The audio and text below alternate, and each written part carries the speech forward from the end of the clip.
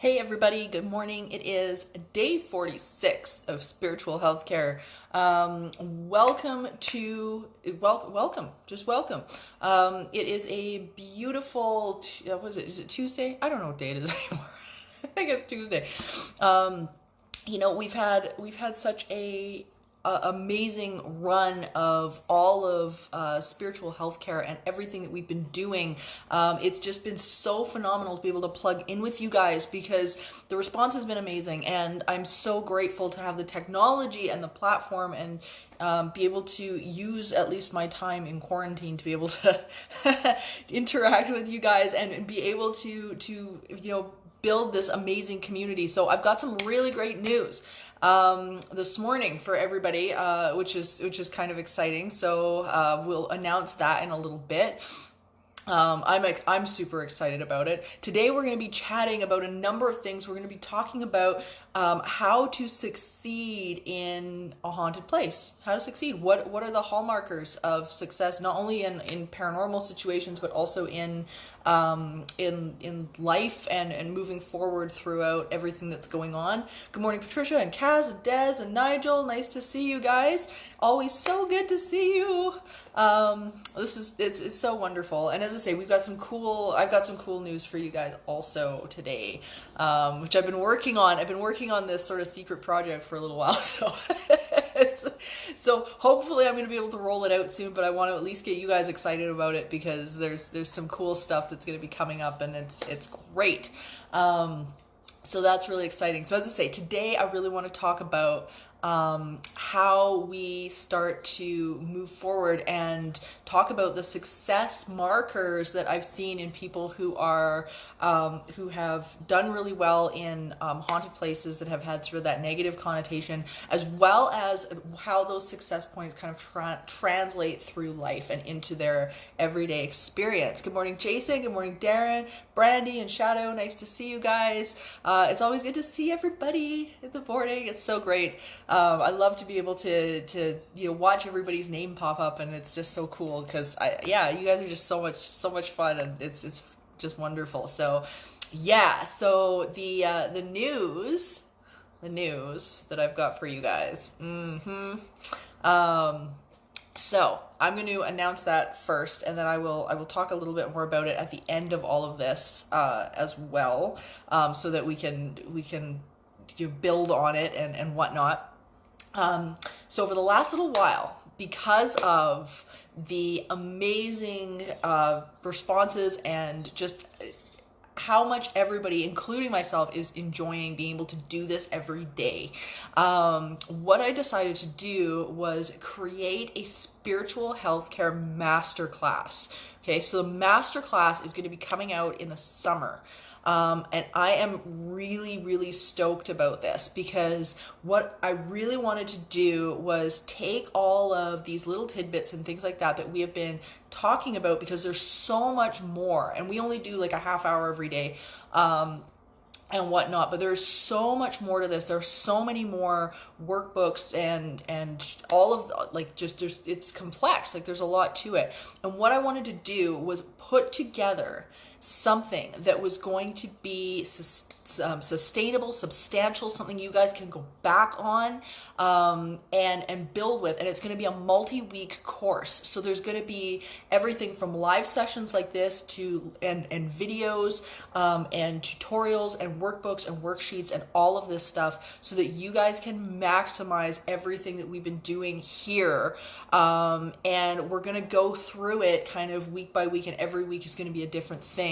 So eventually, and as I say, it's not ready yet. It's still in the process. It's still in the gears of like getting everything together. But the Spiritual Healthcare Masterclass is going to be out soon. And as I say, the more I have information on it, the more I've got, the more it's getting built, the more I'll be able to pass on to you guys about it and how to sign up and enroll. It is likely going to be on something like Crowdcast. It won't be on Facebook or anything like that. I know there's some people that don't have a Facebook account, so we're probably going to do a Crowdcast thing, because then after the live session, you guys will automatically get an email with with the entire show and presentation and all of that all built in. So that will automatically go out. And so I'm probably going to do it on something like that. But it's gonna be super cool, and the people that sign up for the masterclass are gonna get a copy of my book, and there's gonna be a bunch of things that go with it. So it's gonna be really, really intensive, super fun.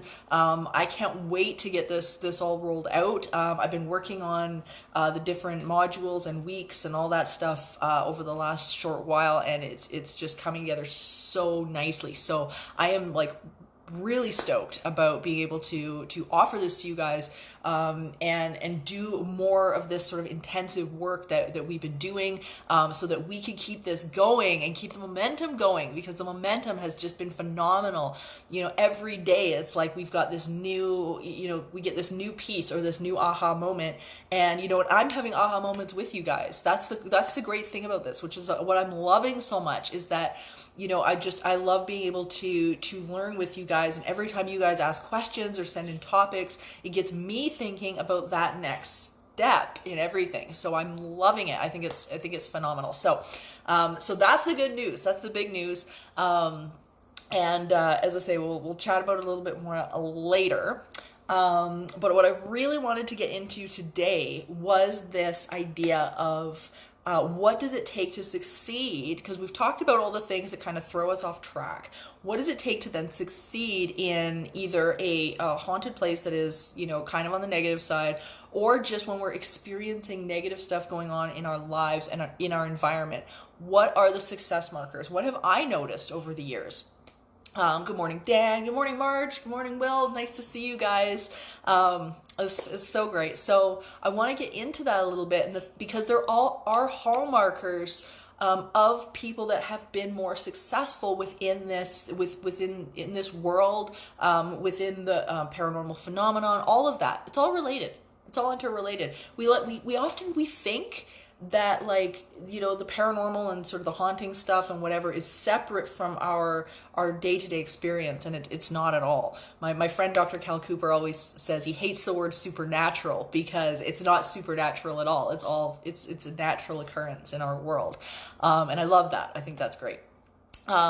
So what are some of the hallmarkers? What have we noticed? We've talked so much within the last number of days about the idea of clarity and being able to be still, and all of those different things, and all of them are just so important.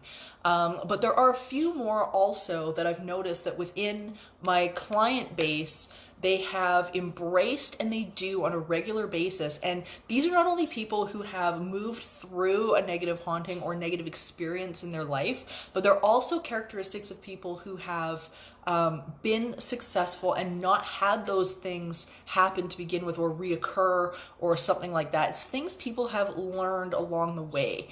And I can definitely say I've embraced a lot of these myself. And I mean, everybody is still under construction. So I mean, if you don't hit all the markers, you are not alone. Everybody is doing their thing, and we never get it done. It's so funny because my dear friend Patricia and I, we get on the phone every day, and it's so funny because just when we think we're kind of done the work, we're just about done the work, and then all of a sudden we have this other aha moment. Like, it's crazy. So you never get it done. So don't expect that that's going to happen, because it won't. Sorry to disappoint everybody. You're not going to get it done. So what are those hallmarkers? The one thing I've noticed that's been really interesting is that the clients that I have that I've noticed that have moved through these situations extremely well have a very defined image of themselves. Very defined image. And I'm not talking about a fake image, okay? I'm not talking about like, I'm going to, dress up and pretend to be somebody else kind of thing. What I mean is that they have a very clear, authentic image about who they are and what that means and what they're projecting into the world. So what I've found is that they know both themselves, but they also know how to present themselves. How do they present themselves? They're clear about it. They're really tuned in to that whatever's going on the outside is exactly what they are intending to project from the inside. So they've got a very clear, defined image. They've also learned to play really big. They've learned to expand their vision. They don't, I've heard a number of religious folks say, don't pray a weak prayer. Some of you guys have probably heard that term. And it's really what it is don't set yourself a limit as to what it is you want. Don't cap that limit. It's so interesting because the people who I've dealt with, the clients who I've dealt with, have been really good at being able to want big. They've really wanted big. They don't see that ceiling or limitation. So when they turn around and say, okay, yes, you've experienced a trauma, and yes, you can heal and thrive from this. They believe that, they understand that, and they have this sort of long vision, and they have a large goal. It's funny because when I was back in school, the people that were around me for the most part had just very limited ideas as to what they were going to do. And one of my biggest frustrations when I was still in school was the fact that nobody wanted the expanse of their experience that I seemed to want. I had a big vision. I knew that I wanted to be in paranormal research very, very early. I didn't know what that was going to look like. I also knew that I wanted to be in production and have a large platform and all of those things. I knew that very early, and everybody around me saw that as an impossible thing. They saw that as just, silly, that that wasn't a valid thing to want or move towards. And that was very frustrating to me because I knew differently. I innately knew differently. So I was often very alone in that vision because everybody else thought I was nuts. But they play really, really big. They've also known how to learn to accept praise and self-love, not only from themselves, but from other people. That's one of the things that I've noticed is that they care about who they are. They care. They know they matter. And if they don't know they matter, they learn it. And that can be sort of a huge hurdle for people. It can be a huge hurdle. Clients who have, for example, been in a situation where they've had, some really, negative experiences and then had it formulate into a negative haunting or something like that. What they've noticed is that there is often this lack of self-love and self-acceptance that usually stems from either that trauma or that upset or whatever it is that started to fuel this outward manifestation of things that are going on. So being able to learn to accept love and joy from not only your world but from yourself, giving yourself what you maybe didn't get from other people, has been a really a key point in these people's moving forward and their journey ahead. The other thing that they've learned, which I've found very interesting, is that everybody has a currency. Everybody has a currency. And with hauntings, it's interesting because even when we get into negative entities and things like that, they've got a currency too. They really do. They've got a currency. And I don't mean financial. I'm not, some people it is a financial currency. Some people that is exactly what their currency is cash. But oftentimes our currency has to do with things like sometimes it's ego. Sometimes it's love and affection. Sometimes it's getting approval from other people. Sometimes it's motivation of feeling rewarded by doing something, being of service, depending on what it is. So know your currency, so that when you are, for example, dealing with a situation that requires you to do the work, requires you to do the hard work, then you're able to turn around and go, hey, wait a minute, like what is it that is fueling my desire to move forward and do this? This is a big deal when it comes to helping with that long vision, because identifying why you want that thing, why do you want to heal? What is it about this that makes you want to be happy? I get that so much, especially with clients, because they'll be dealing with all this crazy activity in their home, and you'll ask them, okay, what is long term? What is it that you want? Why am I here? And they'll say, because we want to be happy. But often when you start to dig into that, definition of happiness, they don't always know what that is. What is it? What is it for you? Why do you want this thing? Is it because somebody told you that you were supposed to? Is it because it's something that's driving you? What is it? What's going on? So that's a really, really big. It's a big portion of this. Good morning, Sally, by the way. Hello. She says she's really enjoying the videos. I'm so glad, because I am loving doing them. They're so much fun. It's really good. So the other thing is that they're always investigating. So this is the next little piece of this list of the puzzle here about people who are more successful moving forward with haunted places and with just difficult experiences and life experiences in general. They're very investigative. So what I mean by that is not ghost hunting. What I mean by that is that they're always looking at things with a critical eye and gathering data. Okay, gathering data is such a huge deal. Being able to, for example, I was reading an article today, actually just before I got here with you guys, about misinformation that's been going out about the coronavirus and all sorts of automated bots and trolls and all these different crazy things that are sending out information to people, and it looks like real articles or real content, and it's not.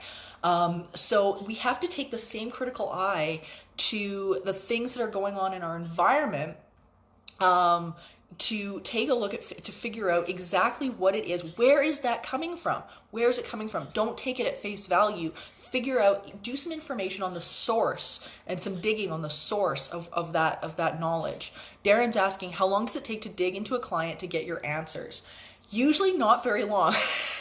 Usually not very long. Sometimes it's usually the initial interview is about 2 to 3 hours of chatting and talking and starting to move through bits and pieces of who these people are, what their interaction is like. I usually always meet them in a third-party location because it takes the stress off of the immediate environment. Usually at that point, by the time that they come to me with haunting activity, their home has become a stressor.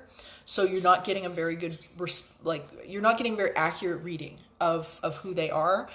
So we usually meet in a third-party location, and we end up, we talk for a good 2 to 3 hours. And there's tons of questions, tons of questions. But it's a lot about interaction. How are you guys doing this, day to day? Where's the disconnect? And so I'm always kind of looking to see where the breakdown has happened, because there's always one that's in there. So trying to figure out where the breakdown has happened, and taking a look at the phenomenon very closely, because the phenomenon often is what will be the indicator of where the breakdown is. The nature of the phenomenon will tell you where the breakdown in the family or the business is, because it's always a reflected image, which is pretty cool. So one of the other pointers that I wanted to make note on was the fact that the people who are very successful with this stuff and in our day-to-day experience, they deal with the truth. They deal with the truth. They're not creating they're not cherry picking information. Shadow wants to know if the shows I work on and with offer the clients guidance or list of people to help them with their lives and experiences. No, they usually don't. But oftentimes I will get the people who have been featured. If I've done a story with them or something like that, they will often contact me. So I end up chatting with them anyway. I usually end up getting an email or a friend request or something like that, and I end up chatting with them. But yeah, so these people tend to deal with the truth. And what I mean by that is that they acknowledge where they are, they own where they are, and are able to then turn around and go, okay, this is where I am. They're not telling a bunch of stories about things, and they're not turning around and making a bunch of things up about what they wish it was. They own where they are and are willing to do the work from that position.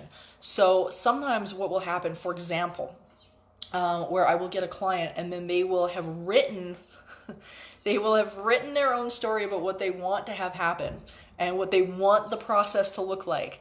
And you can't do that with this stuff. You have to be able to trust. You have to be able to trust the process. And you can't tell non-physical how to do it. That's a big one, especially with investigators. Investigators like to, they think that they're going to be able to tell the non-physical energy how to do it. And you really can't. And that's where a lot of people get this wrong. They want to be able to get their fingers into the overall broader picture. And it's important that we kind of are able to let go of that a little bit and be able to have that trust in non-physical to move us through this. So the other thing that they end up doing, which I think is so important, is to be able to create a passionate nucleus, like a group of people, of supporters, who will rally around us and be able to move through this process with us. So we talked about this with the Blue Zones and the Power 9, right? And one of the things that have created these happy and joyous environments for people has been having a group of people around us who lift us up, support us, and move us forward when we are really, really struggling. And also to be able to celebrate with us when stuff goes right. I've had it often where, you figure out who your friends are, not when things are going really wrong, but also when things are happening that are really positive for you. Are they happy for you? Because if they're not, they've got another intention going on. There's something else. Something else is funny. They're not there at that point for your benefit. And we have to start taking a hard look at those people also. Just because they're there for you in the hard times doesn't mean they're going to be there for you when you're successful. So have to be careful about that one. So there's a whole bunch of these different points that I've noticed that clients have been working with and been so successful in doing and creating and understanding. So all of this stuff is going to go into the new Spiritual Healthcare Masterclass that is going to be coming out soon. As I say, I'm thinking it's going to be summer. For those of you guys who missed that announcement at the beginning, I'm going to be doing a Spiritual Healthcare Masterclass that is going to be available this summer. It's going to be a multi-week course, and there's going to be live videos and live sessions like this, and there's going to be worksheets and workbooks and interactive stuff and all sorts of things. It's going to be an intensive dive into everything we've done on spiritual healthcare and way more. So it's going to be awesome. I'm so excited about this. Shadow says she got her Teaching the Living book yesterday. Oh, thank you. So I'm so glad I hope you enjoy it. I so appreciate that. You guys are amazing, and I'm so glad that I get to be able to do this for you. And it's such a, I love it. I just love it. So the process that I wanted to give you guys today before we do our reading, and I give you a to-do because the to-do today is really cool. The process that I wanted to offer you guys today is, how are you, and we know all of the people right now who are working in essential services, right?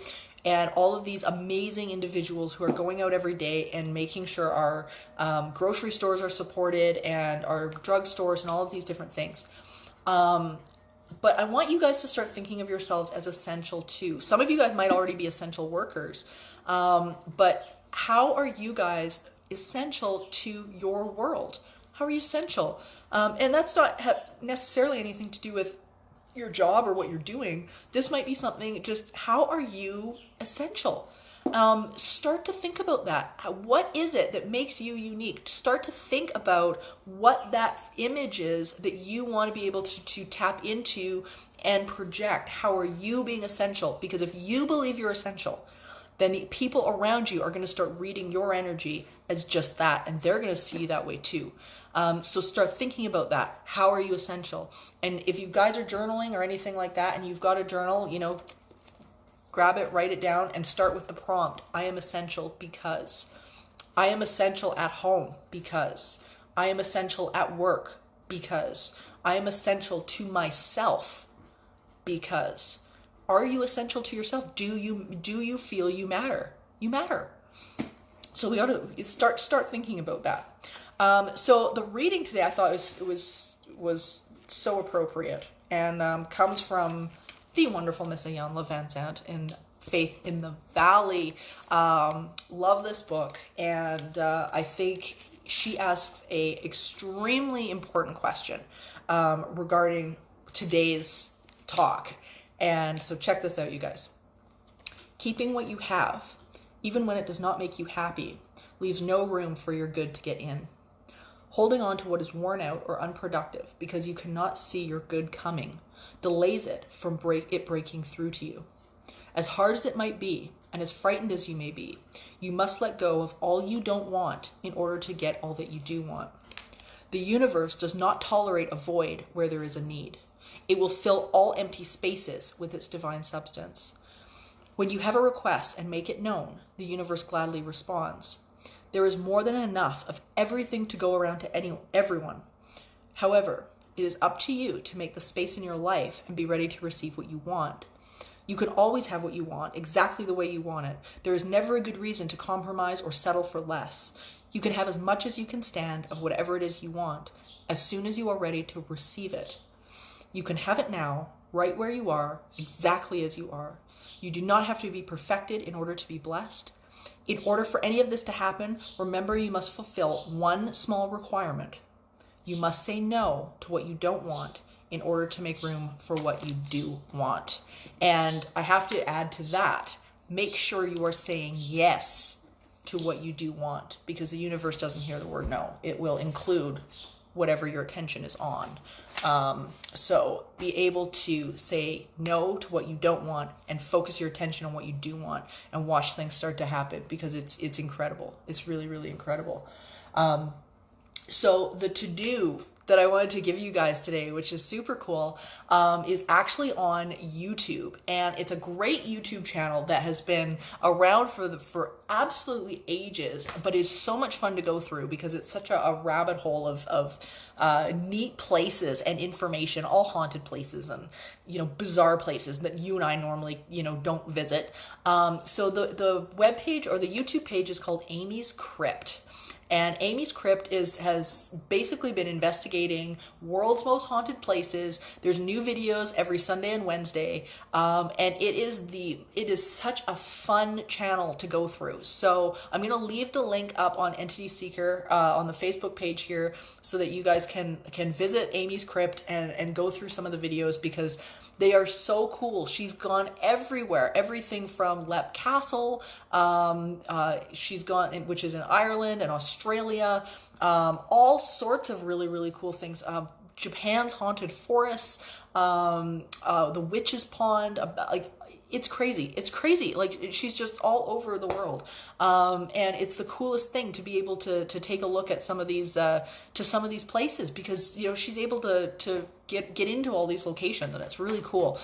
So as I say, I'm going to leave that up for you guys so you can go through. It is a rabbit hole of videos, so I warn you ahead of time. Have the time to go through them, because they're really fun. They're really fun, and they're not super long either. They're half an hour little videos. So you're not going to be, some of them are even 10 minutes and stuff like that. But you won't be able to stop watching them, because they're really, really fascinating. If you guys are looking for, anybody who's new today, looking for the past spiritual healthcare classes, you can go to my YouTube channel, which is youtube.com/entityseeker, and you'll be able to subscribe to that, and you'll get all of my videos from presentations I've done and shows, and all the spiritual healthcare classes are on there, as well as entityseeker.ca. The official site it's got all of them as well. And I upload them every time we're done here, I go and upload, those videos. So, you can check that out too. Now everybody, can't go into our day without our health affirmations, because it is so important that we keep our vibrations high and move through our day with that right energy. If you can listen to the birds, you guys are probably hearing all the crazy birds on my balcony right now. They're chatting, and I've got two little birds that are nesting on the deck right now, and they're like building their nest, and they're gonna have babies. So it's just really cool. They come every year, so they show up and they get into the birdhouse, and every year they've been there since January this year. So they were like calling steak on that birdhouse before spring even hit. So there you go. All right, so that's the noise is the parents, and they're doing this back and forth. All right, so with that in the background, our health affirmations. Everybody take a breath. It is natural for my body to be well. Even if I don't know what to do in order to get better, my body does. I have trillions of cells with individual consciousness, and they know how to achieve individual balance. When this condition began, I didn't know what I know now. I don't need to understand the cause of this illness. I only have to gently and eventually release this illness. It doesn't matter how it got started, because it's reversing its course right now. And there's no hurry about any of this. My body knows what to do. Well-being is natural to me. My inner being is intricately aware of my physical body. My cells are asking for what they need in order to thrive, and Source is answering those requests. I'm in very good hands. My only work is to relax and breathe, and I can do that easily. Everybody take a breath. Will is asking, what does Galen think of the birds? Galen is my python, you guys. He is my little python. What does Galen think of the birds? Galen is, he's so funny. When he was very little, because normally pythons will eat birds, but not Galen, because it's Galen. He didn't know anything to do. He didn't really have any interest in birds, but he didn't know what baby birds looked like these little chicks with no feathers. And I took him out the one day to show him what these baby birds looked like, and he was so scared. He thought it was the scariest thing he'd ever seen, and he wouldn't go on the balcony for 2 weeks. He was just absolutely petrified, and he was and it was so funny. It wasn't until he saw the parent birds going back and forth into the birdhouse that he kind of clued in that it was actual birds that were in the birdhouse. And then after that, he was very concerned about them. It was quite funny. There was a storm the one night. There was a thunderstorm, and he spent the whole evening watching that birdhouse and trying to get outside, because he thought these little baby birds were going to be battered up by this storm. They were fine, but he was very concerned about the birds. Now he doesn't care. Now he's completely indifferent. I'll tell him that there's baby birds or whatever, and he can't be bothered. So, but that's what happens when your snake turns 16. They stop caring about things. So he was like, I'm glad he hasn't asked me for a car yet, really, is the good news. So he has not asked me for a car for his birthday. His birthday is on June 2nd, you guys. So he's going to be 16, and I'm like, yeah, but he's turning into a teenager. He doesn't care anymore. He's just he sleeps in all day, and he's, I tell him all these things that used to get him really excited. Now he's like, whatever. So there you have it. Anyway, everybody, have an amazing afternoon today. Have a great day. One of these days, Galen will have to come and help host Spiritual Healthcare, so you guys can meet him. Will's asking what IQ does he have? I don't know, but it's funny because they're discovering more and more and more that pythons and snakes and these reptiles are so intelligent, and I think any reptile owner would be able to confirm that. I definitely can. I see him do some incredible things, surpassing some amazing intelligence markers and whatnot that are just phenomenal. So, and loving, so incredibly loving. He's like my little master Zen teacher. He's incredible. So you guys will have to definitely meet him at some point, because he's an amazing little guy. So anyway, having a wonderful day, everyone, and I will see you tomorrow. Spiritual Healthcare, 10 a.m. Mountain Time again. And have an amazing day. Bye, everyone.